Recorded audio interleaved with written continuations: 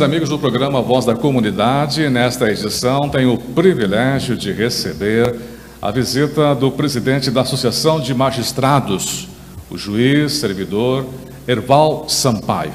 Hoje em visita à cidade de Macaíba, cumprindo sua agenda, sobe a Rua São João e vem em nossos estúdios conversar com os amigos da 87 e também com você, amigo internauta que nos acompanha pela rede internacional de computadores, nosso portal eletrônico www.senatv.com.br. Doutor Erval Sampaio, muito bom dia, seja bem-vindo à nossa emissora, ao nosso programa. Bom dia, Zé Luiz, bom dia a todos os amigos e amigas que acompanham aqui a Cena TV, né? A internet hoje está na moda, a internet conecta todas as pessoas no mundo inteiro. A gente fica feliz de participar pela primeira vez aqui desse programa conceituado, de ouvir várias referências aí no mundo das TVs web, também aí em cadeia, né, com a FM 87, FM aqui de Macaíba. A gente fica feliz de poder, evidentemente, estar aqui na cidade de Macaíba, junto, né, com o nosso associado. Sexta-feira esteve aqui doutor Felipe Barros, juiz da cidade de Macaíba, da terceira vara, e também juiz eleitoral da cidade, que já bateu o papo inicial aqui sobre a importância, evidentemente, de todo o judiciário e da justiça eleitoral para esse momento sublime que nós tivemos, ou como você bem referiu, né, o dia posterior, o day after. Eu não gosto muito dessa americanização, mas faz parte.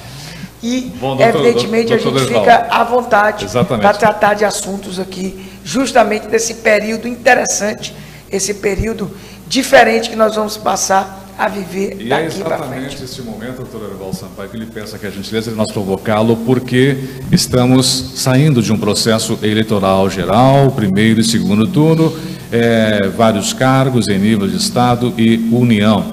E os resultados, tanto para o governo do Estado quanto para a presidência. Mais do que isso, o envolvimento da população brasileira, uns a favor, outros contra, uns sim, outros não, mas todos participando e se envolvendo. Bom, dados os resultados, conquistas, vitórias, derrotas, por que não? A hora agora é de união, é de pregarmos mensagens que retornem e reaproximem todos os grupos em prol de um país, de um Estado equilibrado, justo e que possa contemplar principalmente a expectativa dos eleitores. Certeza. Olha, Zé Luiz, você coloca muito bem. Essa é a perspectiva, né? A gente tem que pensar justamente no Brasil, no estado do Rio Grande do Norte, com essa união que é vamos dizer, o que se espera depois de um pleito.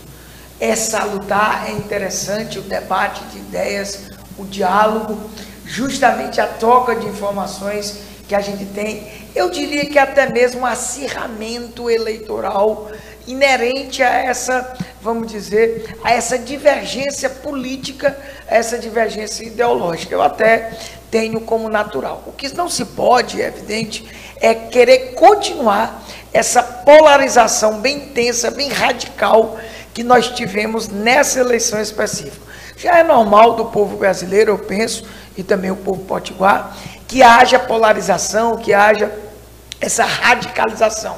Eu, particularmente, nunca concordei com isso. Mas, depois de uma intensa polarização, inclusive com radicalização parte a parte, tá? Sem querer aqui fazer uma crítica a nenhum dos partidos e nem correntes, né?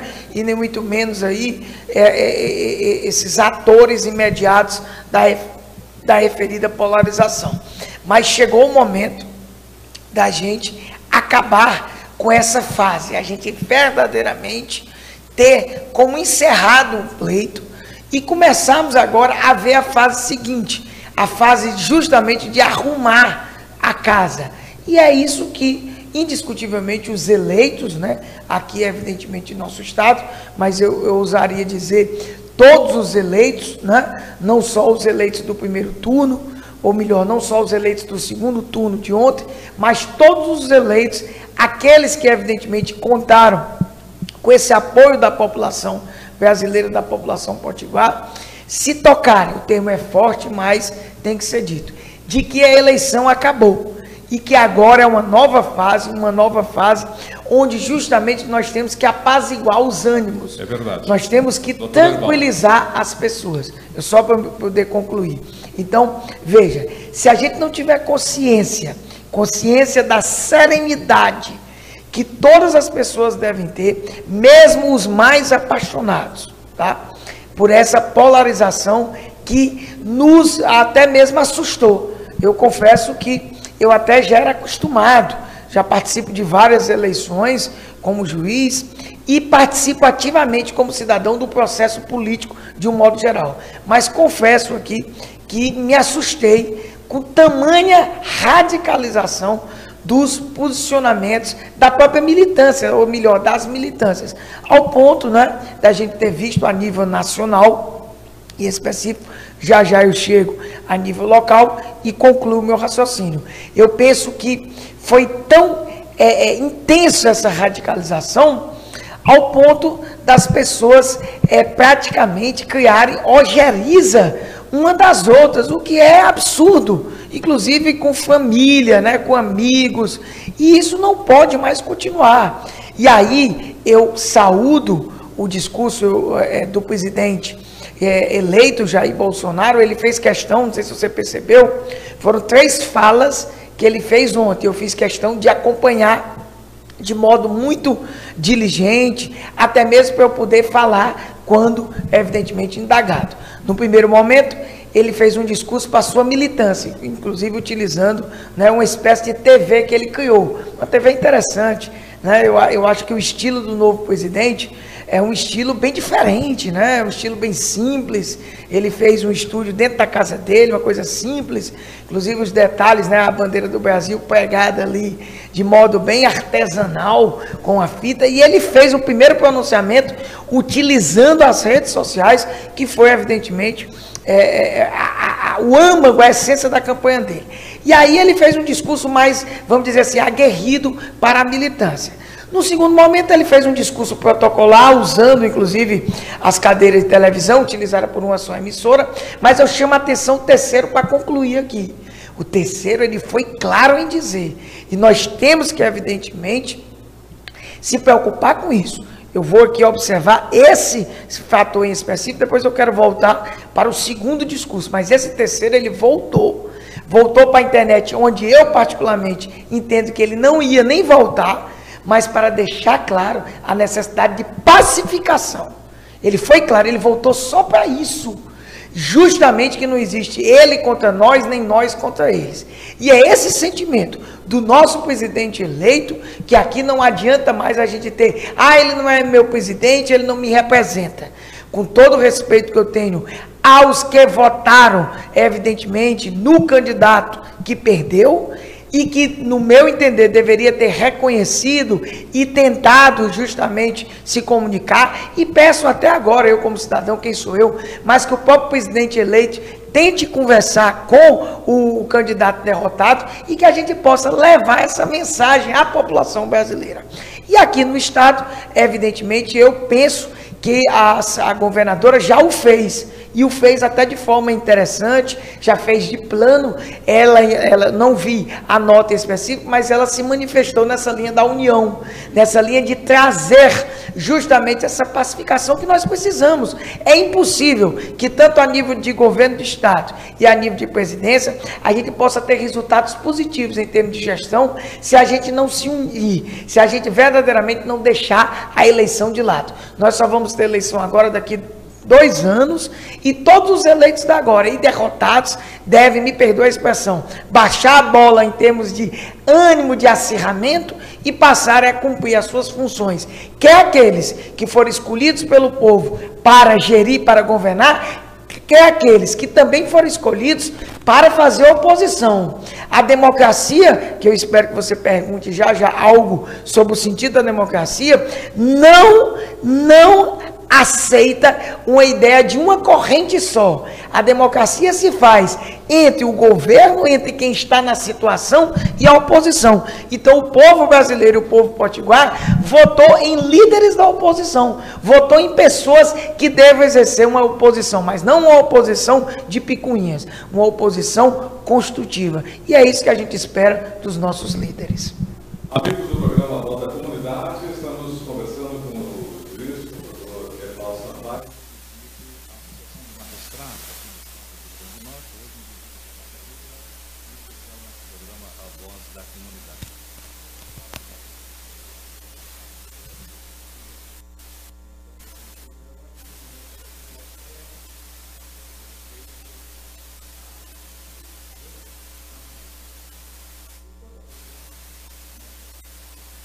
mais do que isso,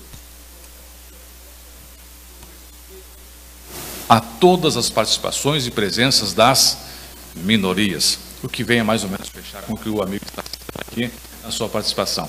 Agora tem uma outra observação, doutor Herbal, que é a corresponsabilidade dos grupos enquanto disputa, porque aceleraram a exaustão, o eleitor, acirraram ânimos, até certo ponto provocaram motivações agudas de defesa e ataque, para no dia seguinte puxar o freio de mão, brecar, frear.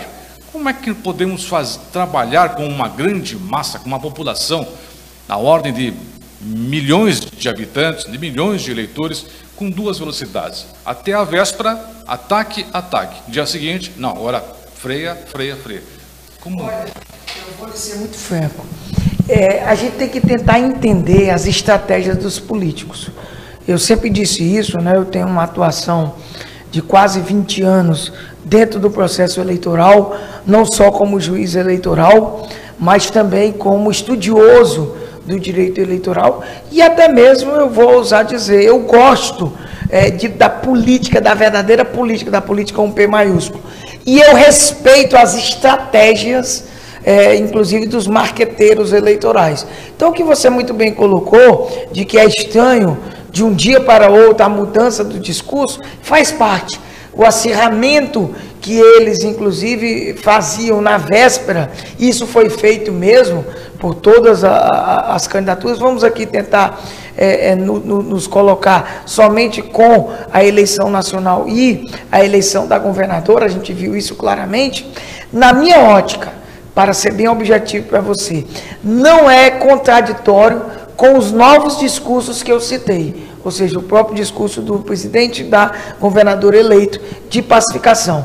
Eles não podem, evidentemente, não devem, como líderes, como políticos, com o P maiúsculo que devem ser, continuar esse acirramento. Pelo contrário, eles têm que apagar o fogo, eles têm que explicar militâncias dele, aquelas pessoas que confiaram e acreditaram no projeto, que entra-se numa nova fase. E é essa nova fase que a gente espera que o povo esteja unido, que, evidentemente, como você colocou, democracia indiscutivelmente na matemática, a escolha de quem fica com mais de 50%.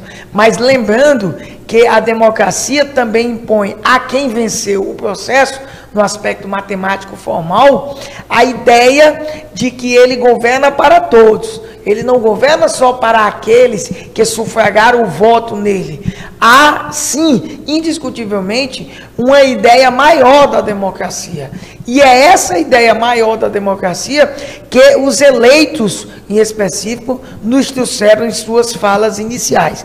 E cabe a nós, brasileiros, agora e potiguares, cobrarmos essa posição desses líderes. Não podemos, evidentemente, achar que a democracia e a cidadania plena que a gente tanto prega se restringe ao direito de votar. Muito menos do que isso. Eu ouso dizer que a democracia, nessa visão restrita, é inclusive o resultado do que a gente tem visto nos últimos anos, vamos dizer, num descompromisso muito grande dos políticos com a própria população, o que levou a população, de uma hora para outra, não sentir mais representado pelos políticos.